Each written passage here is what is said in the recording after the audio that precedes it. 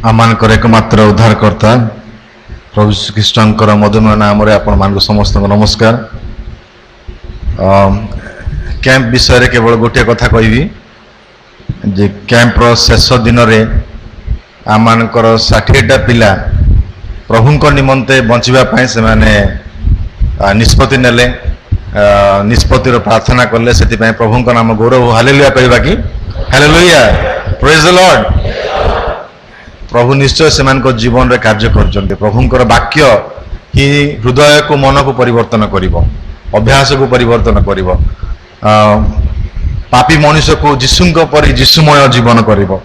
तबे आमे सेमान को प्रार्थना तोली धरिबा जेपरि प्रभु आउरी सेमान को वाक्य रे प्रशिक्षित करंतु, आउरी भल भल साक्ष्य सेमान को जीवन रे दियंतु, जेपरि भविष्य रे ए मंडली रो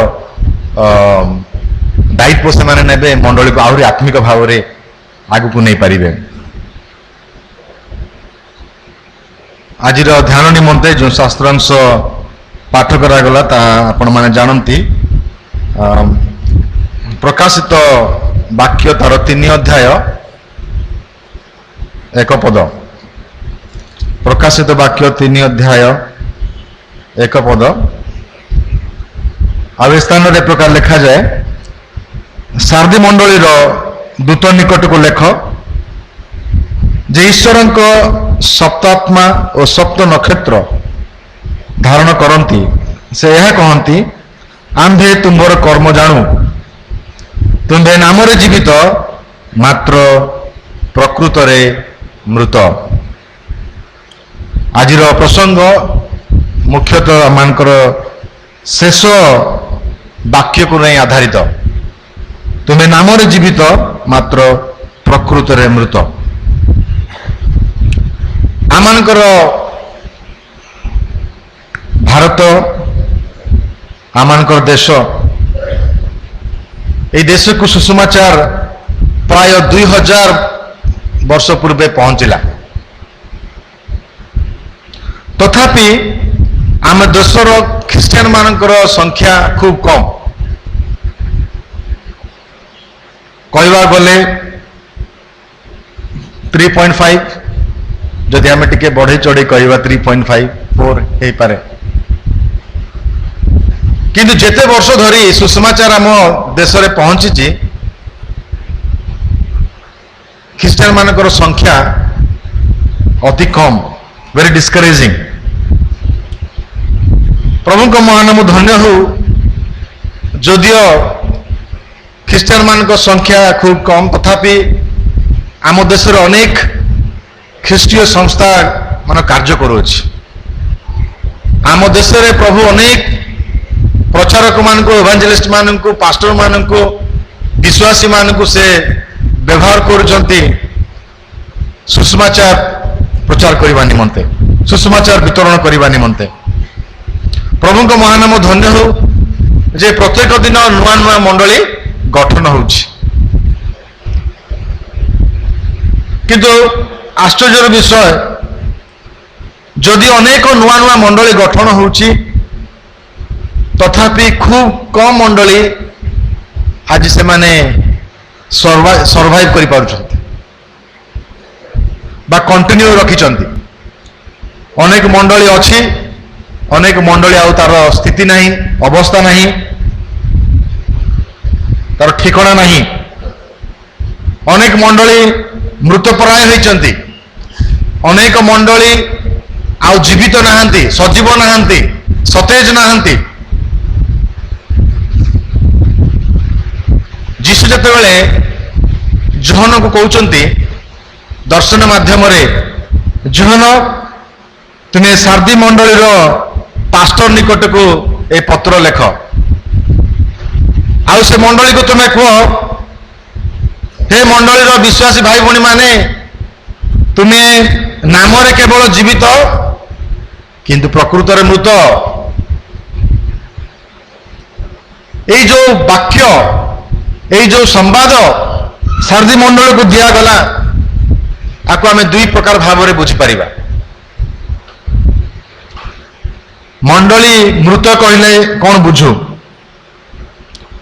हे तो मंडली मृत कहले आम बुझीपर जे मंडली कौन स्थिति नहीं। जो मंडली प्रभुंकर आत्मांकर सहायतार स्थापन होता, जो मंडली रे अनेक प्रकार आश्चर्य कर्म होता, जो मंडली गोटी आत्मा रू दुईटी आत्मा दुईटी रू तीनोटी आत्मा ही बड़ी बड़ी बड़ मंडली है, से मंडली एपरी एक अवस्था आसला से मंडली स्थिति नहीं।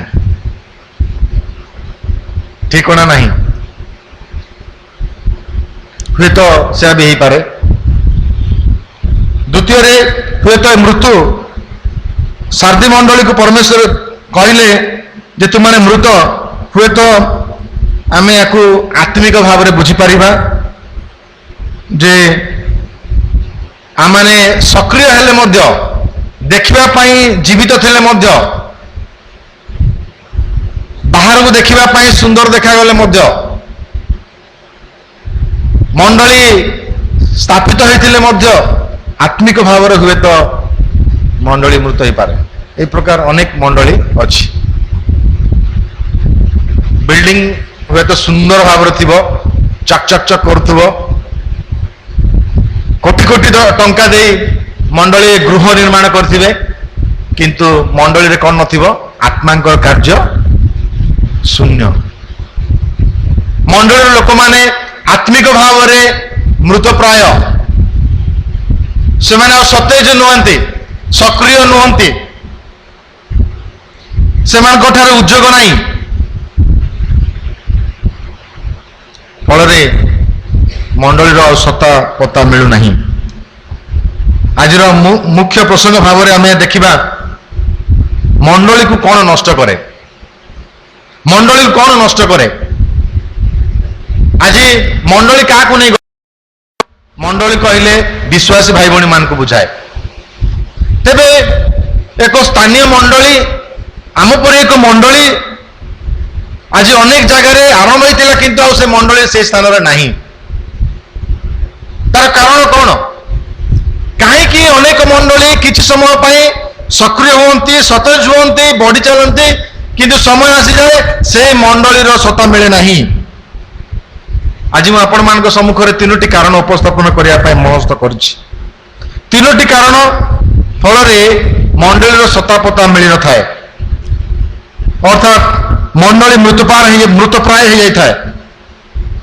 प्रथम कारण जहाँकि ताड़ना, प्रथम कारण हूँ मंडली निमंते ताड़ना। शैतान दियाबल शैतान से अति चालाक, से अति चालाक, से अति चतुर, आउ से मंडली को नष्ट करने तीनोटी अस्त्र से व्यवहार करता है। प्रथम अस्त्र है ताड़ना, द्वितीय अस्त्र हूँ भ्रांत शिक्षा, तृतीय अस्त्र हूँ शिथिलता। शिथिलता ये तीनोटी अस्त्र दियाबल शैतान से मंडली व्यवहार करता है मंडली को नष्ट करने। तेज आसत आम देखा जदि मंडली ताड़ना द्वारा नष्ट होता है ताले मंडली दायित्व कौन रहिबो। मंडली को जिते ताड़ना आसे आम जीवन जो ताड़ना आसब तेरे आम ताड़नार कि प्रकार प्रत्युत्तर देवा। आम ताड़ना पाइबापी ताड़नार सम्मुखीन होगापी आम कौन रणनीति बा निजक प्रस्तुत करियछु कि? Are you all prepared to face persecution? अनेक समय आम भावी नहीं था मु कैपिटल सिटी रे अच्छी, कैपिटल रो मध्यस्थल रे अच्छी, आमको कई किछि छुई पारिबे नहीं, स्पर्श करि पारिबे नहीं। पुलिस स्टेशन पाखरे अच्छी, किछि हो नहीं। चीफ मिनिस्टर ऑफिस पाखरे अच्छी। आम निजको सुरक्षित अनुभव करथाउ, किंतु आपण माने के भाविचंती कि जे प्रभु को नाम सकाशे, प्रभुंकर वाक्य सकाशे आज पृथ्वीर अनेक स्थान रे अनेक मंडली निंदित अटंती, ताड़ित अटंती। अनेक विश्वासी भाई भणी माने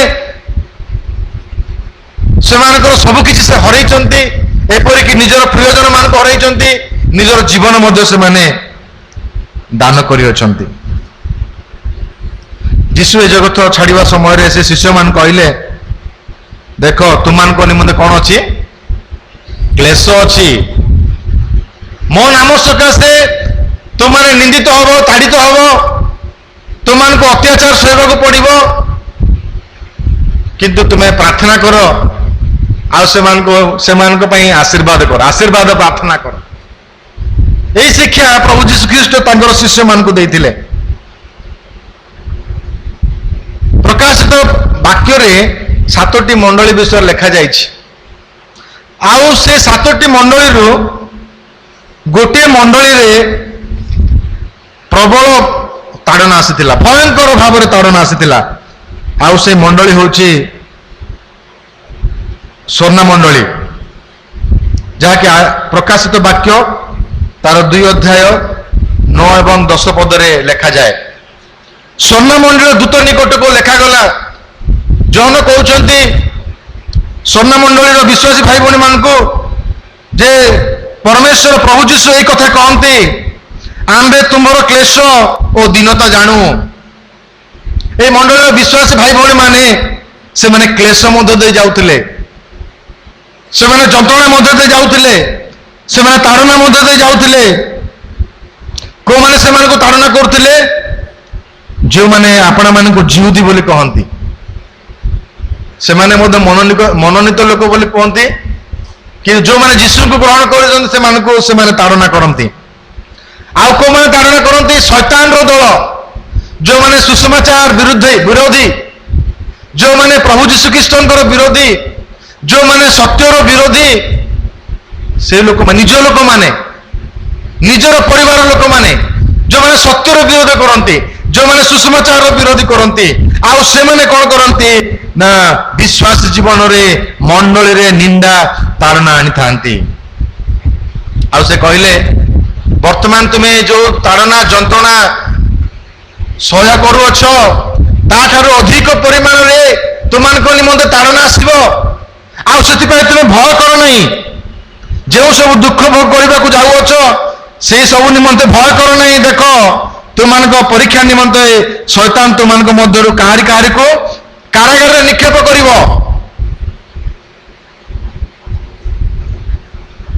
କାରାଗାରରେ ନିକ୍ଷେପ କରିବ। ଆଉ ତୁମେମାନେ 10 ଦିନ କ୍ଲେଶ ଭୋଗ କରିବ। ତୁମେ ମରଣ ପର୍ଯ୍ୟନ୍ତ ବିଶ୍ୱସ୍ତ ଥାଅ, ସେଥିରେ ଆମ୍ଭେ ତୁମକୁ ଜୀବନ ସ୍ୱରୂପ ମୁକୁଟ ଦେବା। ବାଇବଲରେ ତ ଲେଖାଯାଇ ନାହିଁ, କିନ୍ତୁ ଖ୍ରୀଷ୍ଟିଆନ ଇତିହାସରେ, ବାଇବଲ ହିଷ୍ଟ୍ରିରେ, ଚର୍ଚ୍ଚ ହିଷ୍ଟ୍ରିରେ, ମଣ୍ଡଳୀ ଇତିହାସରେ ଆମେ ଦେଖୁ ଯେ ଏଇ ସ୍ୱର୍ଣ୍ଣର ପାଳକ ଯିଏ ଥିଲେ, ଆଉ ସେ ପାଳକଙ୍କୁ ଆଉ ସେମାନେ ମର୍ଡର କରିଥିଲେ।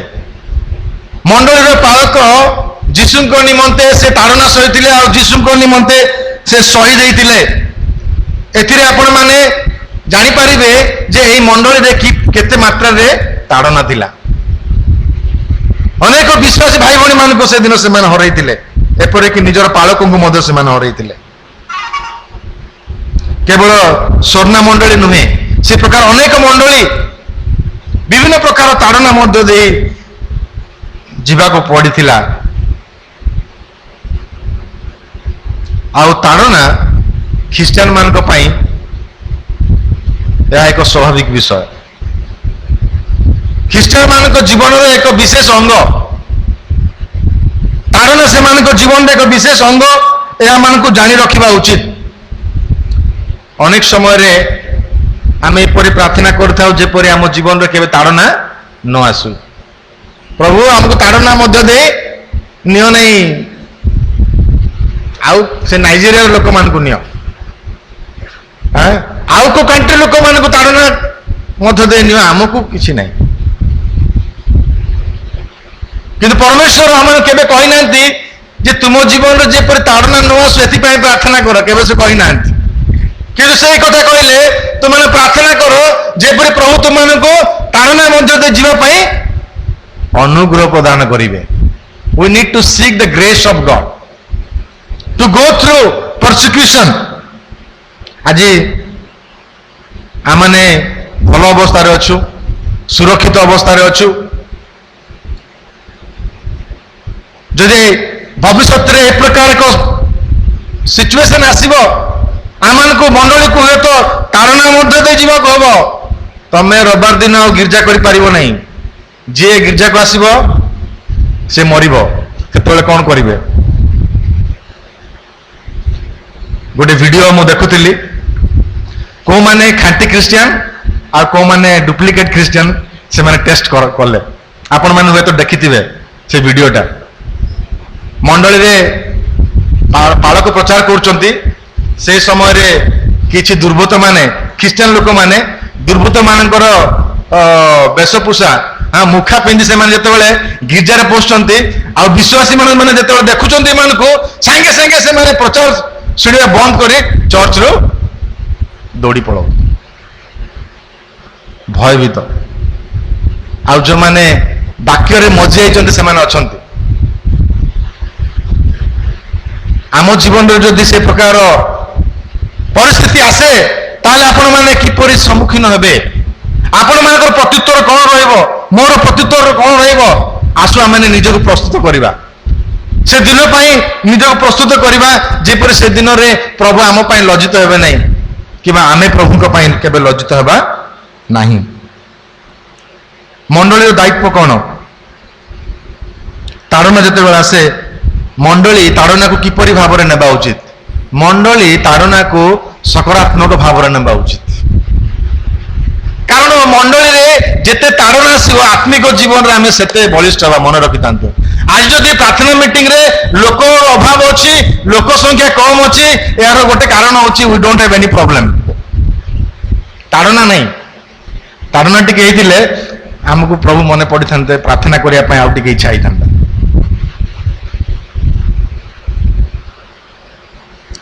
तारणा जिते बेला से आम कौन करने को हम 5टी विषय कहवाई मु चाहूँगी तारणा जिते बेला से मंडली दायित्व कौन रहिबो प्रथम विषय जे मंडली विश्वास रे बलिष्ठ हो जागृत रहा पड़ो प्रथम पितर तार 5 अध्याय 8 और 9 पद जदि पढ़े से स्थान लिखा जाए सचेतन हो जागृत रह विश्वासी मान कहुई जागृत रही विश्वास रे स्थिर रही कारण तुम विपक्ष शैतान सिंह प्राय कौन करुच्ची गर्जन करुच्ची क्या आसब आ खोजी बुलूची से विश्वास रे स्थिर रही तार प्रतिरोध कर पुणी जान जे जगत थिबा तुम भाई मान प्रति यही प्रकार दुख घटू अच्छी ए जगत अनेक शैतान ताड़ना आणुची से विश्वास को टलमल करने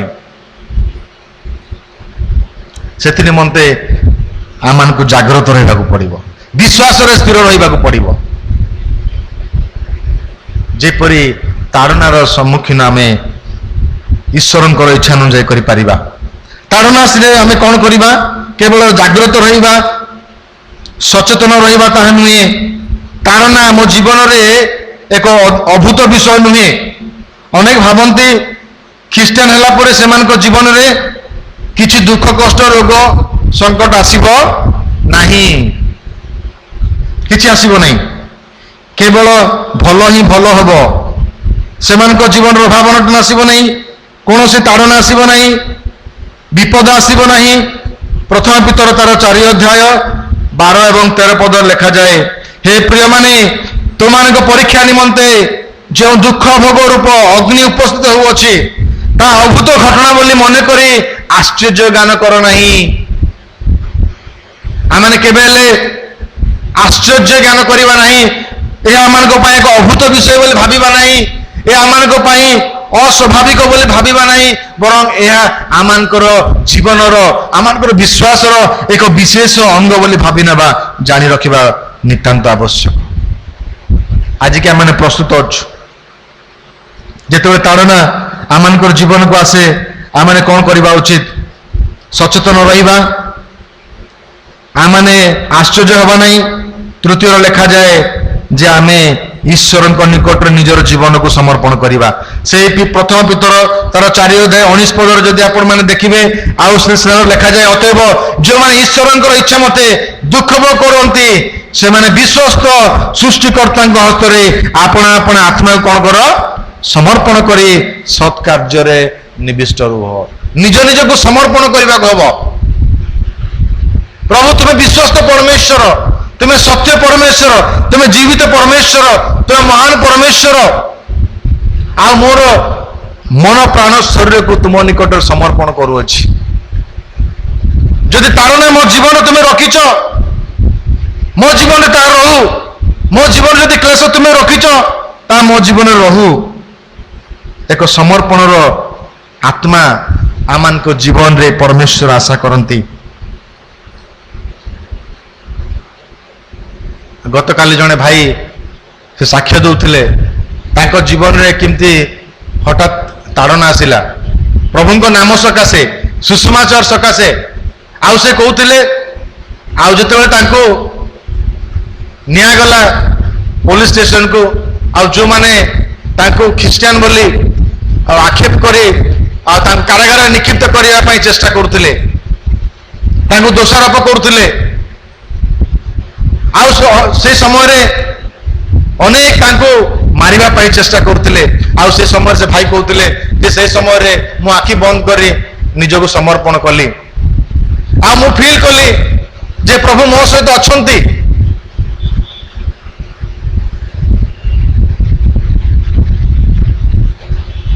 आज मु जाने ना आमान मध्य केते जनकर से सौभाग्य अच्छी प्रभु जीशु ख्रीष्ट निमंते चापुड़ा सहिबा प्रभु जीशु ख्रीष्ट निमंते माड़ खाइबा प्रभु जीशु ख्रीष्ट नाम सकाशे निंदा सहिबा ए आमान एक सौभाग्यर विषय आउ जो आम जीवन आसे आम निजको संपूर्ण भाव में ईश्वर निकट में समर्पण करने को जेपरी स्टीफान आ मृत्यु समय जो पत्थर मरा होता आ से समय निजर आत्मा को से कौन कर ईश्वर निकट में समर्पण कर प्रार्थना कर परमेश्वर आम जीवन या आशा करती मोर प्रिय भाई भौणी मैंने चतुर्थ प्रभु वाक्य एक कथा कहे मंडली को जिते मंडली को ताड़ना आसब आम जीवन ताड़ना आसब यार प्रत्युत्तर आम किपर देवा आम निजको समर्पण करने संगे संगे यह मो पाई एक आनंदर विषय जे मो प्रभु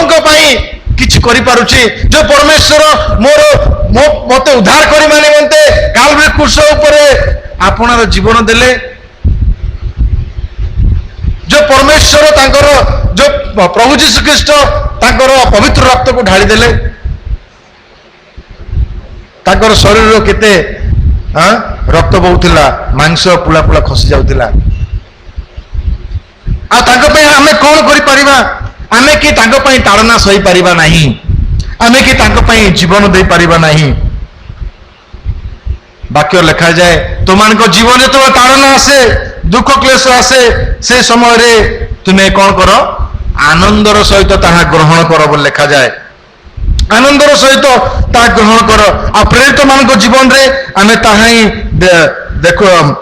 देखुछु प्रेरित पुस्तक तार 5 अध्याय 41 पद 42 पद आम देखा से स्थान में प्रेरित मान को जिते ताड़ना आसला देखु से माने कि प्रकार भाव में नौ ताड़ना को ग्रहण कर प्रेरित पुस्तक तार 5 अध्याय 41 एवं 42 पद लिखा जाए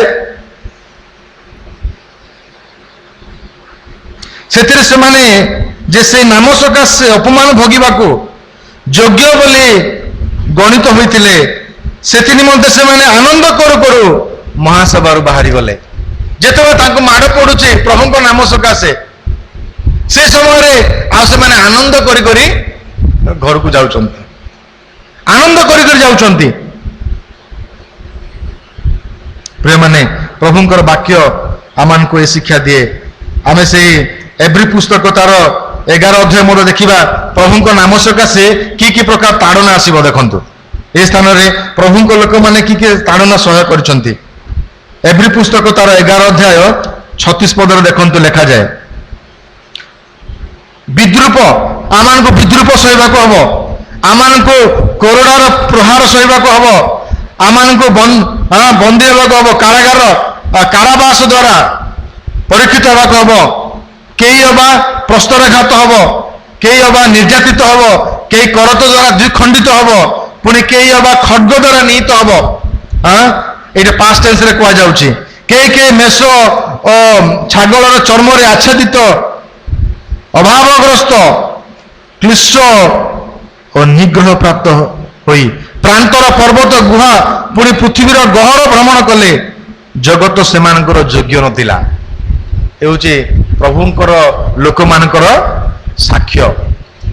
ପ୍ରଭୁଙ୍କ ନିମନ୍ତେ, ସୁସମାଚାର ନିମନ୍ତେ, ବିଶ୍ୱାସ ନିମନ୍ତେ ଆଉ ସେମାନେ ଦେଖନ୍ତୁ କି ପ୍ରକାର ତାଡ଼ନା ସହିବା ପାଇଁ ନିଜକୁ ପ୍ରସ୍ତୁତ କରୁଛନ୍ତି। ଆଉ ସେମାନେ କହୁଛନ୍ତି ଯେ ଆମମାନଙ୍କ ପାଇଁ ଏକ ସୌଭାଗ୍ୟ, ପ୍ରଭୁ ଯୀଶୁ ଖ୍ରୀଷ୍ଟଙ୍କ ନିମନ୍ତେ ଆମେ କିଛି ତାଡ଼ନା ସହିପାରୁଛୁ, ତାଙ୍କର ଦୁଃଖରେ ତାଙ୍କ ଯନ୍ତ୍ରଣାରେ ଆଜି ଆମେ ସହଭାଗୀ ହେଇପାରୁଛୁ। ଶେଷରେ ଲେଖାଯାଏ ଯେତେବେଳେ ଆମେ ତାଡ଼ନା ପ୍ରାପ୍ତ ହଉ ଆମେ କିପରି ପ୍ରତ୍ୟୁତ୍ତର ଦେବା କଥା। ସେ ପ୍ରଥମ ପିତର 4:16 ଲେଖାଯାଏ ଯେ ଆମେ ତାଡ଼ନା ପ୍ରାପ୍ତ ହେଲେ ପ୍ରଭୁ ଗୌରବାନ୍ୱିତ ହୁଅନ୍ତି।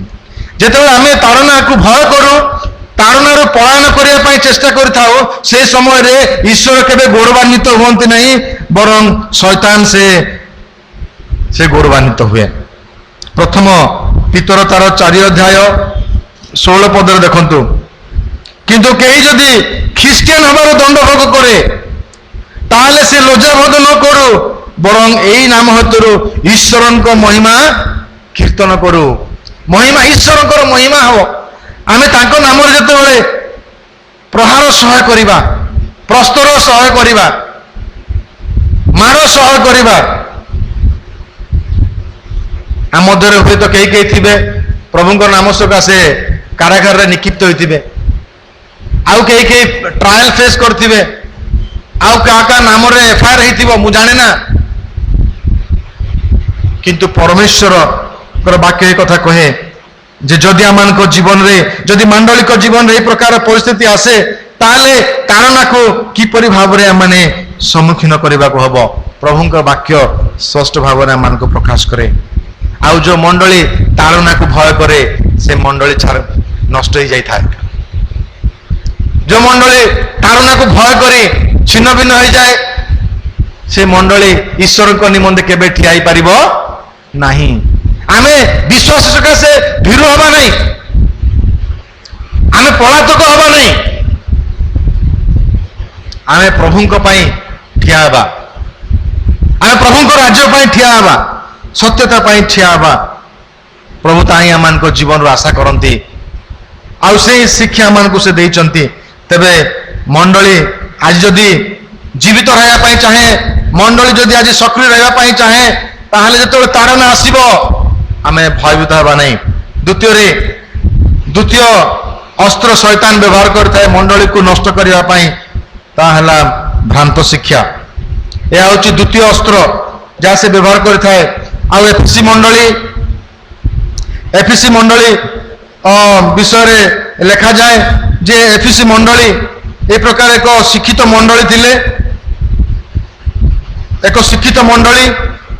ଆଉ ଯୋଉ ମଣ୍ଡଳୀ କୌଣସି ଭ୍ରାନ୍ତ ଶିକ୍ଷାକୁ ସେମାନେ ଗ୍ରହଣ କଲେ ନାହିଁ, ସବୁ ଶିକ୍ଷାକୁ ସେମାନେ କଣ କଲେ, ପରୀକ୍ଷା କଲେ। ସେ ପ୍ରକାଶିତ ବାକ୍ୟ ତାର 2:2 ଯଦି ଆମେ 2 ଏବଂ 6 ଦେଖିବା, 6 ଦେଖନ୍ତୁ, ତୁମ୍ଭର ଏହି ସଦ୍ଗୁଣ ଅଛି ଯେ ଆମ୍ଭେ ନିକୋଲାତିଆ ମାନଙ୍କର ଯେଉଁ ସବୁ କର୍ମ ଘୃଣା କରୁ ତୁମ୍ଭେ ମଧ୍ୟ ସେ ସବୁ ଘୃଣା କରିଅଛ। এই ଏଫିସିୟ ମଣ୍ଡଳୀରେ ଏ ପ୍ରକାର ଏକ ଦଳ, ଏକ ଭ୍ରାନ୍ତ ଶିକ୍ଷା ଦେଉଥିବା ଦଳ ପହଞ୍ଚିଲେ। ଆଉ ଯେଉଁ ଦଳ ଲୋକମାନଙ୍କୁ କଣ କରୁଥିଲେ, ପ୍ରକୃତ ଶିକ୍ଷାରୁ ଦୂରକୁ ନେଇ ଯାଉଥିଲେ, ସେମାନଙ୍କୁ ବିଭ୍ରାନ୍ତି କରାଉଥିଲେ, ସେମାନଙ୍କର ବିଶ୍ୱାସକୁ ଦୁର୍ବଳ କରାଉଥିଲେ, ସେମାନଙ୍କର ବିଶ୍ୱାସ ବିଷୟରେ ସେମାନେ ପ୍ରଶ୍ନ ପଚାରିବା ଆରମ୍ଭ କଲେ। ଆଉ ଏମାନଙ୍କର ଶିକ୍ଷା ଥିଲା କଣ ନା, ନିକୋଲାତୀୟ ମାନେ এই ପ୍ରକାର ଏକ ଶିକ୍ଷା ଦେଉଥିଲେ, ଜଣେ ଯୀଶୁଙ୍କୁ ଗ୍ରହଣ କଲା ପରେ, ତାର ପାପ କ୍ଷମା ହେଲା ପରେ ସେ ଯେତେ ପାପ କଲେ ମଧ୍ୟ ପ୍ରଭୁ ତାକୁ ଆଉ କିଛି କରିବେ ନାହିଁ। ପାପ କରିବା ନିମନ୍ତେ ଆମମାନଙ୍କୁ ପ୍ରମାଣପତ୍ର, ସାର୍ଟିଫିକେଟ ମିଳିଯାଏ। ଆମେ ଯାହା କଲେ ମଧ୍ୟ ପରମେଶ୍ୱର କଣ କରିବେ, ପ୍ରଭୁ କ୍ଷମା କରିବେ। এই ପ୍ରକାର ଏକ ବିଭ୍ରାନ୍ତିକର ଶିକ୍ଷା ଆଉ ସେ ମଣ୍ଡଳୀ ମଧ୍ୟରେ ପ୍ରଚଳିତ ହେବାକୁ ଲାଗିଲା। କିନ୍ତୁ ଏଫିସିୟ ମଣ୍ଡଳୀର ବିଶ୍ୱାସୀ ଭାଇ ଭଉଣୀ ମାନେ ବୋକା ନିର୍ଭୋଧ ନଥିଲେ, ସେମାନେ ବାକ୍ୟରେ ବଳିଷ୍ଠ ଥିଲେ, ସେମାନେ ବାକ୍ୟରେ ବଳିଷ୍ଠ ଥିଲେ, ଆଉ ସେମାନେ ଈଶ୍ୱରଙ୍କ ବାକ୍ୟରେ ଆଉ ସେମାନଙ୍କର ଦୃଢ଼ତା ଥିଲା। they were well grounded in the scripture। ଆଉ ସେଥିପାଇଁ ଏମାନଙ୍କର ଶିକ୍ଷାକୁ ଶୀଘ୍ର ସେମାନେ ଧରି ପାରିଲେ, ଶୀଘ୍ର ଧରି ପାରିଲେ,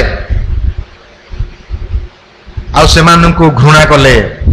ବେଳେ ବେଳେ ଆମକୁ ଲାଗେ ଆମେ ଘୃଣା କରିପାରିବା ନାହିଁ। ପରମେଶ୍ୱର କହିଲେ ଏ ଲୋକମାନଙ୍କୁ ମୁଁ ଘୃଣା କରେ, ଏମାନଙ୍କର ଚରିତ୍ରକୁ ମୁଁ ଘୃଣା କରେ, ଏମାନଙ୍କର ଶିକ୍ଷାକୁ ମୁଁ ଘୃଣା କରେ। ଏଫିସିୟ ମଣ୍ଡଳୀର ବିଶ୍ୱାସୀ ଭାଇ ଭଉଣୀ ମଧ୍ୟ ସେ ପ୍ରକାର ସେମାନେ କଣ କଲେ? ଘୃଣା କଲେ। ଭ୍ରାନ୍ତ ଶିକ୍ଷାକୁ ସେମାନେ କଣ କରୁଛନ୍ତି? ଚିହ୍ନୁଛନ୍ତି ଏବଂ ଘୃଣା କରୁଛନ୍ତି। ଆଉ ସେମାନେ କୌଣସି ପ୍ରକାର ସୁଯୋଗ ଦେଉନାହାନ୍ତି ମଣ୍ଡଳୀ କଣ କରିବା ପାଇଁ? ଭାଗ କରିବା ପାଇଁ। ମୋର ଜଣେ ବନ୍ଧୁ ଆଉ ସେ ତାଙ୍କର ମଣ୍ଡଳୀର ଦୁଃଖ ଜଣାଉଥିଲେ।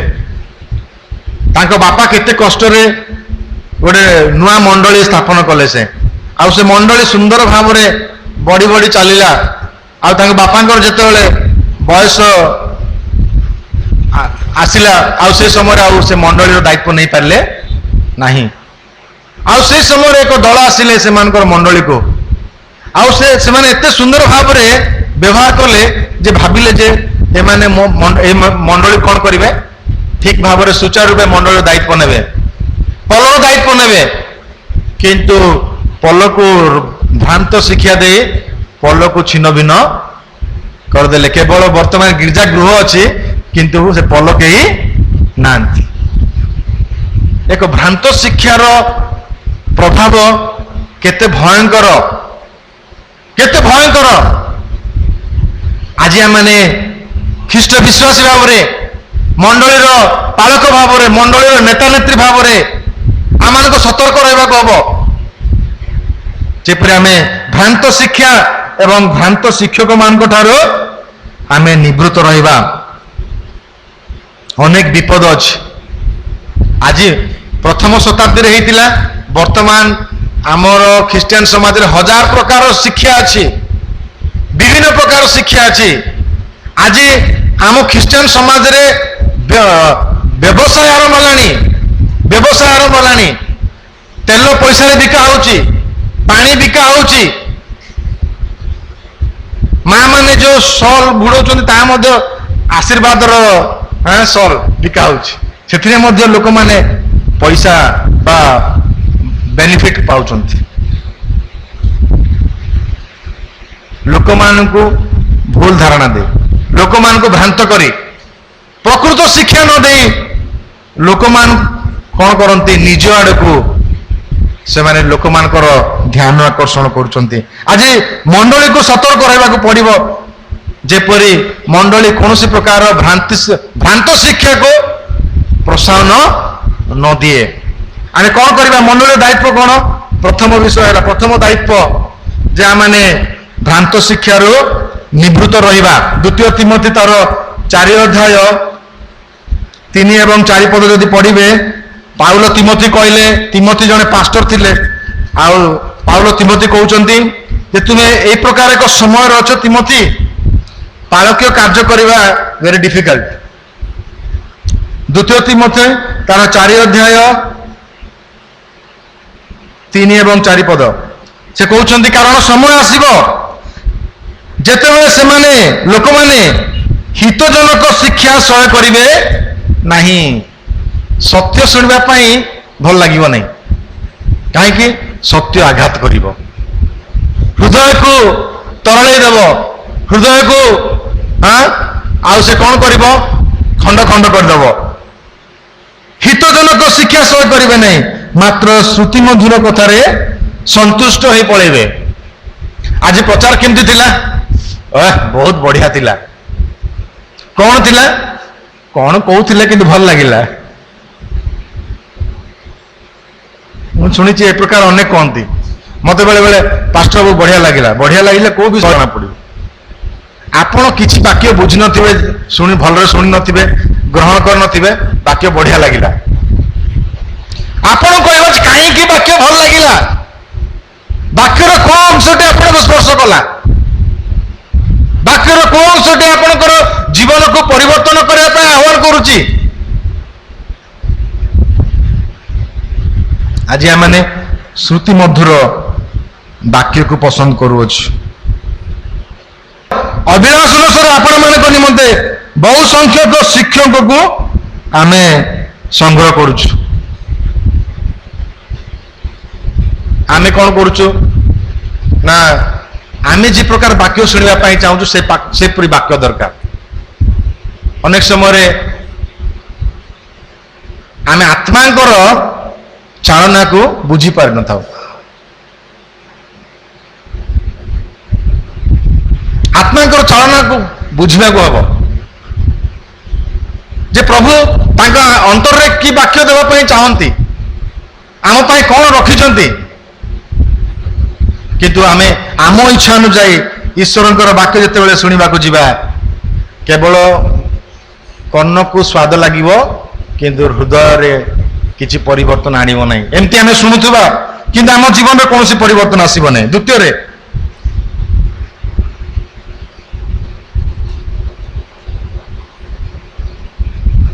ଯୋଉ ପ୍ରଚାରକ ମାନେ ଆମମାନଙ୍କୁ କେବଳ ଏଣ୍ଟରଟେନ୍ କରନ୍ତି, ଇନଷ୍ଟ୍ରକ୍ସନ ଦିଅନ୍ତି ନାହିଁ, ସେମାନେ ସତ୍ୟକୁ ଗୁରୁତ୍ୱ ଦିଅନ୍ତି ନାହିଁ, ବାକ୍ୟ ପ୍ରଚାରକୁ ଗୁରୁତ୍ୱ ଦିଅନ୍ତି ନାହିଁ, ବାକ୍ୟରୁ କମ୍ କୁହନ୍ତି, ବାହାର ବିଷୟ ବେଶୀ କୁହନ୍ତି। ସେଟା କଣ ହବ? ବାହାର ବିଷୟ କହିବା ପାଇଁ ଅନେକ ଲୋକ ଅଛନ୍ତି, ବାହାର ବିଷୟ କହିବେ। ଲୋକ ଆପଣମାନେ କଣ ଶୁଣିବା ପାଇଁ ଆସିଛନ୍ତି? ବାକ୍ୟରୁ ଶୁଣିବା ପାଇଁ ଆସିଛନ୍ତି ନା ମୋର ପରିବାର କଥା ଶୁଣିବା ପାଇଁ ଆସିଛନ୍ତି? ନା ମୋ ବିଷୟ ଜାଣିବା ପାଇଁ ଆସିଛନ୍ତି? ନା ମୁଁ କଣ କରୁଥିଲି ସେ ବିଷୟ ଜାଣିବା ପାଇଁ ଆସିଛନ୍ତି? ଆପଣ ଆସିଛନ୍ତି ଈଶ୍ୱରଙ୍କର ବାକ୍ୟ ଶୁଣିବା ପାଇଁ। ତେଣୁ ଆମେ ପ୍ରଚାର କରିବା ସମୟରେ ଈଶ୍ୱରଙ୍କର ବାକ୍ୟକୁ ଗୁରୁତ୍ୱ ଦେବା, ଈଶ୍ୱରଙ୍କର ବାକ୍ୟ ଶିକ୍ଷାକୁ ଗୁରୁତ୍ୱ ଦେବା। କାରଣ ଏଇ ବାକ୍ୟ ହିଁ ଆମମାନଙ୍କୁ ଜୀବନ ଦେବ, ଏ ବାକ୍ୟ ହିଁ ଆମମାନଙ୍କୁ ରାସ୍ତା ଦେଖେଇବ, ଏ ବାକ୍ୟ ହିଁ ଆମମାନଙ୍କୁ ଧାର୍ମିକତା ପଥରେ କଢେଇ ନେବ। ୟାର ଅର୍ଥ ନୁହେଁ ଯେ ଆମେ କୌଣସି ଉଦାହରଣ ବ୍ୟବହାର କରିବା ନାହିଁ, କୌଣସି କାହାଣୀ ବ୍ୟବହାର କରିବା ନାହିଁ, କରିବା ସେ ସବୁ ଆମକୁ ଆବଶ୍ୟକ, କିନ୍ତୁ ତା ସମସ୍ତର ଉର୍ଦ୍ଧ୍ୱରେ ଈଶ୍ୱରଙ୍କର ବାକ୍ୟକୁ ଆମେ ମହିମାନ୍ୱିତ କରିବାକୁ ହବ। କାରଣ ଏହି ସ୍ଥାନରେ ଆମେ ଈଶ୍ୱରଙ୍କର ବାକ୍ୟକୁ ଭାଙ୍ଗିବା ପାଇଁ ଉପସ୍ଥିତ ଅଛୁ ଏବଂ ଆପଣମାନେ ଈଶ୍ୱରଙ୍କର ବାକ୍ୟ ଶୁଣିବା ପାଇଁ ଅଛନ୍ତି। ତେଣୁ ଆମେ ସେ ପ୍ରକାର ବାକ୍ୟକୁ କେବେ ପ୍ରାଧାନ୍ୟତା ଦେବା ନାହିଁ। ତୃତୀୟରେ, ଯେଉଁମାନେ ଈଶ୍ୱରଙ୍କର ବାକ୍ୟ ବିରୁଦ୍ଧ ପ୍ରଚାର କରନ୍ତି ସେମାନଙ୍କୁ ଆମେ କେବେ ହେଲେ କଣ କରିବା ନାହିଁ? ଏଣ୍ଟରଟେନ୍ କରିବା ନାହିଁ, ଆମର ସହାନୁଭୂତି ଦେଖେଇବା ନାହିଁ, କିଛି ଅସୁବିଧା ନାହିଁ। ଯେଉଁମାନେ ଈଶ୍ୱରଙ୍କର ବାକ୍ୟକୁ ବିକୃତ କରୁଛନ୍ତି, ଏପରି ଅନେକ ଅଛନ୍ତି ଯାହା ବାକ୍ୟରେ ନାହିଁ ତାହା କହି ଲୋକମାନଙ୍କୁ ଭୁଲେଇବା ପାଇଁ ସେମାନେ ଚେଷ୍ଟା କରନ୍ତି। ଦ୍ୱିତୀୟ ଯୋହନ ଯଦି ଆମେ ଦେଖିବା, ଦ୍ୱିତୀୟ ଯୋହନ 9 ଏବଂ 11 ପଦ,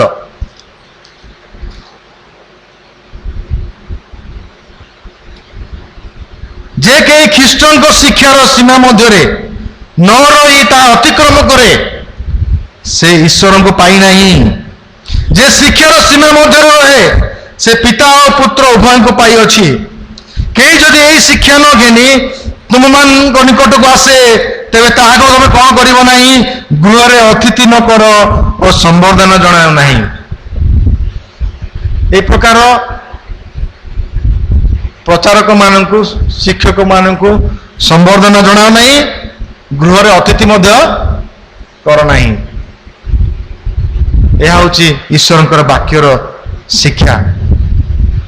ଆଜି ଯଦି ଆମେ ସେମାନଙ୍କୁ ସୁଯୋଗ ଦେବା, ଥରେ ଯଦି ଆମେ ସୁଯୋଗ ଦେବା, ସେମାନେ ଏତେ ମାରାତ୍ମକ, ଯେଉଁମାନେ ଭ୍ରାନ୍ତ ଶିକ୍ଷକ, ଦେ ଆର୍ ଭେରି ଶ୍ରୁଡ୍, ଭେରି ଡେଞ୍ଜରସ୍।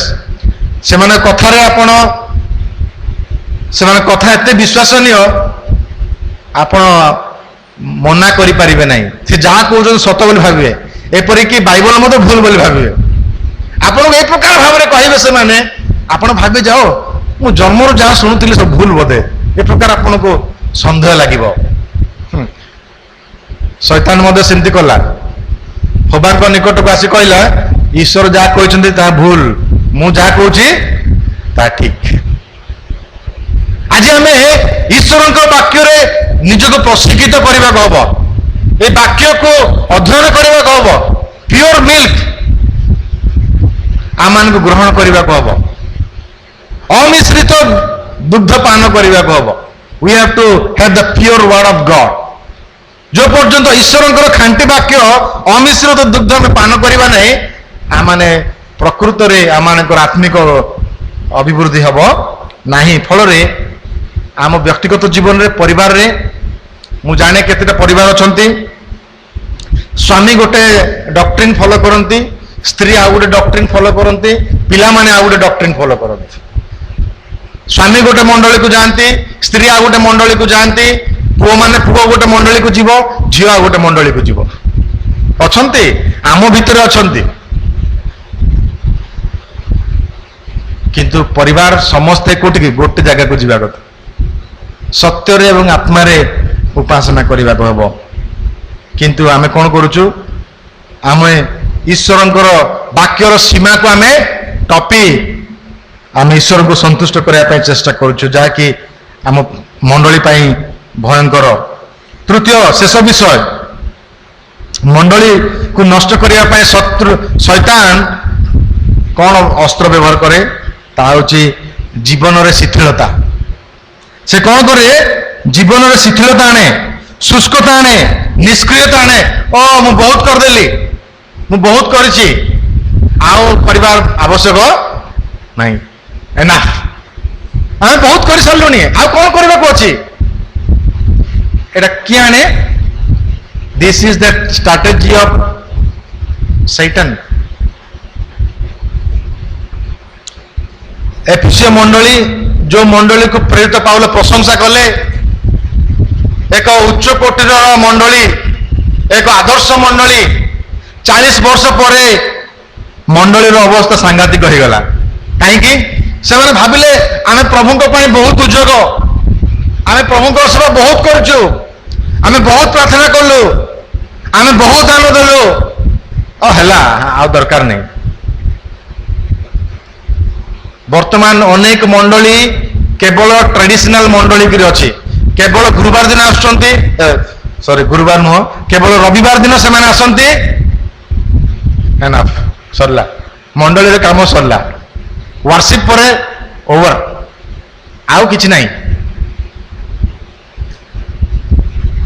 आमर सबू रूटीन हो जाइछि आमर यह एक रीतिनीति हो जाइछि आउ शिथिलता मो जीवन रे आसी अच्छी ग्रास करी अच्छी जो मंडली केते सुंदर भाव में वृद्धि पाउतला जो मंडली को परमेश्वर प्रशंसा कले प्रभु जीशु प्रशंसा कले से मंडली वर्तमान प्रभु जीशु निमंते उद्योग हरई से मंडली आवेग नहीं पैशन नहीं से मंडली ईश्वर प्रति भक्ति नहीं लीडर मान से पैशन नहीं से माने शिथिलता से मान जीवन रे आसी जाइए they have lost all passion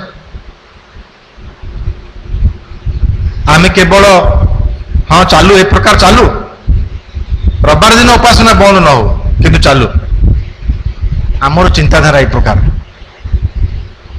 किंतु परमेश्वर से आम जीवन कौन चाहती से हस्त चाहती नहीं से ब्रेन चाहती नहीं he wants our heart Christ requires our hearts, not just our heads and hands. आमर परिश्रम आमर बुद्धि तांको निमंते व्यवहार करने यथेष्ट नहीं परमेश्वर चाहते आई नीड योर हार्ट हृदय भक्ति हृदय आवेग हृदय उद्योग आज आम जीवन में शिथिलता हुए तो आसी प्रभु आम को साहाय्य करंतु जेपरि आमे आत्मा रे उत्तप्त रहिबा आमे केबे शिथिल हेबा नहीं केबे शिथिल हेबा नहीं शिथिलता विभिन्न कारण पई आसी थाए विभिन्न कारण हेतु आसी थाए आ शिथिलता ऊपर जयलाभ करिया पाइला मान कोन करिबा को हबो से प्रकाशित वाक्य तार 3 अध्याय 15 एवं 17 जदि हम पाठ करिबा आसंतु शेष शास्त्रांश भाव में आम पाठ करवा प्रकाशित वाक्य तार 3 अध्याय शिथिलता उपरे जयलाभ करने को हेले मंडली कौन करने को हम आंबे तुम्हार कर्म जाणु तुम्बे शीतल नुह कि उष्ण ही नुह तुम्बे शीतल कि उष्ण हेले भल होता एणु तुम्बे शीतल कि उष्ण न होई ईषदुष्ण हबार आंबे तुमको अपना मुखर उद्गार करने को जाऊछु यह थिला लाउदिकिया मंडली कथा आमे जदि से लाउदिकिया मंडली शीतलता विषय से स्थान में कहुई आमे जेतेबेले से प्रकाशित पुस्तक तार 2 अध्याय 4 पद देखिबा सेटा लिखा जाए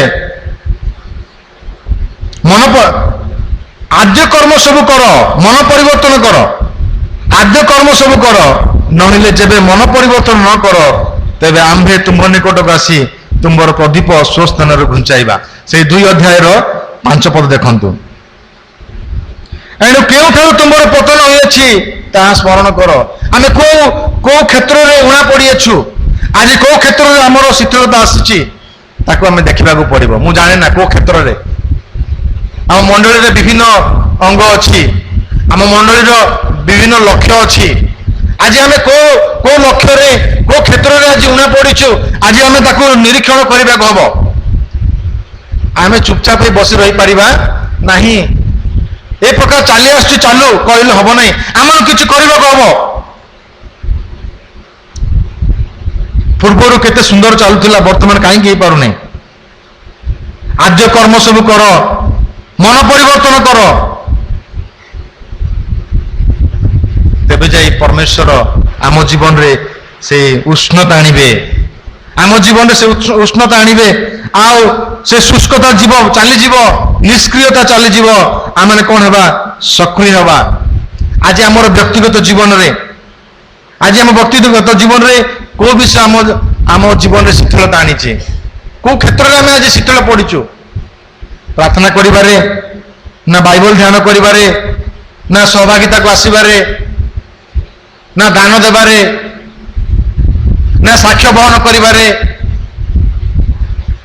ना प्रभु को राज्य धार्मिकता अन्वेषण करिबारे आज को विषय नहीं को विषय रे को क्षेत्र रे आज आमे शीतलता ही अछि आज आमे निजको परीक्षा करिबा भाव एवं आमान को मन परिवर्तन करी आमान को सक्रिय होबा को पड़िबो उष्ण होबा को पड़िबो तेबे आम जीवन रे परमेश्वर जो आनंद जो पवित्र आनंद से देइचंती जो आनंद आम जीवन देइचंती जो शांति आम जीवन देइचंती जो उद्देश्य से आम जीवन रे देइचंती सफल करिबा पई ता माने स्वच्छंद आनंद रे करि परिबा आमे जदि शिथिल होई जिबा ताले आमे केवल नाम मात्र रहिबा किंतु प्रकृत रे आमे मृत होई प्रकृत रे आमे मृत होई जिबा प्रभु आमान को दया करंतु जेपरि आम मंडली आम प्रत्येक परिवार प्रत्येक आत्मा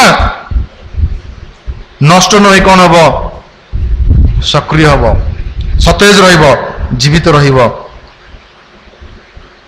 जेपरी आम जीवन रे ताड़ना आसिले आम जानिबा ताड़ना को किपरि सम्मुखीन करबा हम भ्रांत शिक्षा एवं शिक्षक मान को किपरि मुकाबिला करबा हम एवं आम जीवन रो शिथिलता को आम किपरि जयलाभ करि परिबा प्रभु मान को साहाय्य करंतु जेपरि आम जीवन द्वारा ईश्वरंकर महत् इच्छा सफल हब एवं तांकर राज्य विस्तार हब।